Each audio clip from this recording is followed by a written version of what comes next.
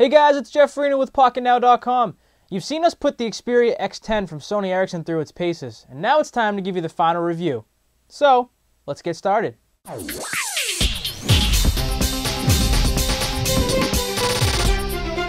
First off, moving right into some of the pros of the device, the hardware is extremely solid. It is built like a tank. The back piece is actually coated in a soft touch paint, which gives it a great grip as well as comfortable feel. The 4-inch screen offers plenty of real estate when navigating through the menu system, as well as using some of the applications such as Tweetcast. Sony kept things consistent here by using the micro USB port, which is a great thing because every Android device, or most of the Android devices currently, are using this port. What that means is, any spare EC adapters that you may have, any spare USB cords, battery packs that have a USB cord coming off of it, will be compatible with the Xperia X10, and that's always nice to save some money. The camera quality on the Xperia X10 is actually superb. It is an 8.1 megapixel camera, and typically Sony Ericsson's devices take very good pictures, and this is no exception. The pictures are very good, as you'll see some examples in our final post. Keeping on the camera note, the fact that this device implements a dedicated camera button makes life much easier. It is a lot easier and faster, mind you, to pull the phone out of your pocket very quickly and hold down the dedicated camera button to actually bring up the camera when you want to snap a picture very quickly. Let's say you see something that you want to show to all your friends and it happens, in a blink of an eye. You can do that with this. The other thing is, typically with phones like the iPhone or the other Android devices that do not have a dedicated camera button, you have to actually touch the screen in order to take the picture. And what happens is when you do that a lot of the times, you'll actually shake the phone and lose focus. But by having this here, you can hold the phone very sturdy and very steady, mind you, and press down that button, and now you can take your picture. And lastly, this is a kind of general overall pro. As many know, the selection of Android devices on the AT&T network is not the greatest. Therefore, any addition is very welcome.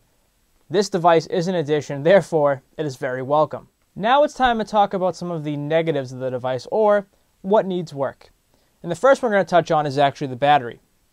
It is a 1500 milliamp hour battery, and Sony rates it at being able to get up to 8 hours of talk time. However, we found that was not the case.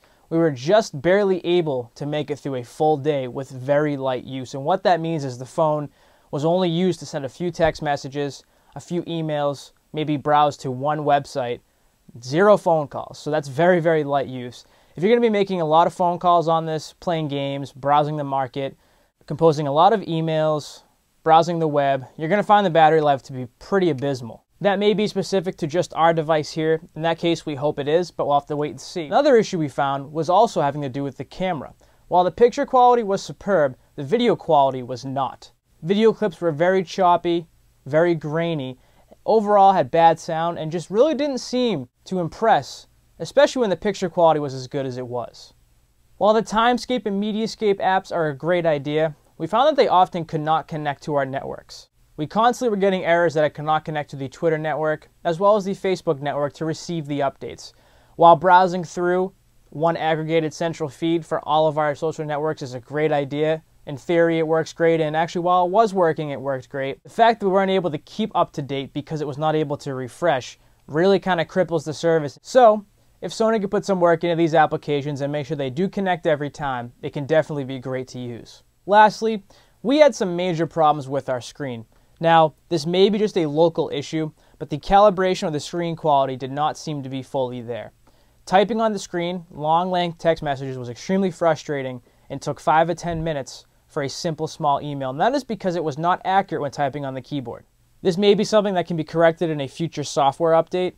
Sony has commented that they will be releasing Android 2.1 over the 1.6 that is currently available. So, we're hopeful that it'll actually be bundled in that update. We'll have to wait and see. Overall, the Xperia X10 from Sony Ericsson is a good device. As we said, any addition to the AT&T network in terms of the Android selection is very welcome, and this does bring Android to you. Unfortunately, it's only going to be Android 1.6, and we had those screen issues. Also, with a $149.99 price point, you can spend $50 more and get a great device like the Samsung Captivate, so that's something to definitely keep in mind. If you're a newbie to the Android operating system, however, you won't be let down with this device. It is definitely a great entry to mid-level Android device and is a major player in that market. As always, thank you very much for watching, everyone. Be sure to read our full review right on this page or on Pocketnow.com to get all the full juicy details in which we weren't able to talk about on video. Please give us a thumbs up, thanks for commenting, and we'll see you again soon.